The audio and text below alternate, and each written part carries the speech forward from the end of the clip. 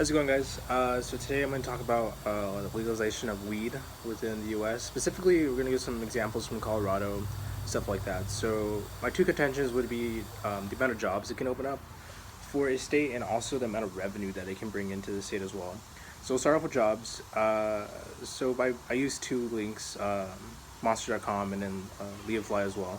Monster being one that helps people build resumes and has basically really good access to know the amount of jobs that are happening here in the U.S. So for their standard, they say by 2025 that the marijuana industry will bring in about $24 billion for revenue, and then also that 300,000 jobs will be opened up by 2020. And there's multiple types of jobs within the marijuana industry if you're working like at a dispensary and something like that, or for a dispensary. There's a bud trimmer, which is trimming the actual product and stuff like that to therefore be put into more products. And then bud tenders, which is kind of like a play on bartenders. So you're in the front helping customers, talking to people face to face about what they need or what they could possibly use. Chefs for edibles and stuff like that. And also being a manager of a dispensary is also a possibility for a person that is owning a marijuana dispensary. Leafly also said, or has already announced, that within 2019 there's already 211,000 full-time jobs here in the U.S. for the marijuana industry. So besides that, my second contention would be the amount of revenue that a state can bring in by legalizing and regulating marijuana. So for my example, we'll be talking about Colorado, for example.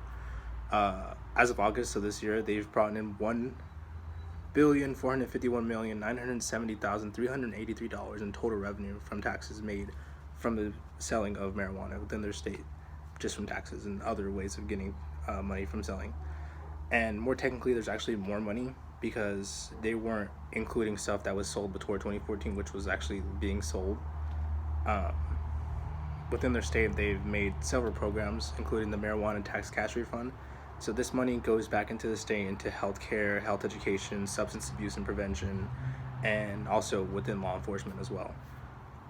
They also have several other programs specifically for schools, so the money that's used goes right back in the schools. So they have the school construction, which makes $40 million from last year.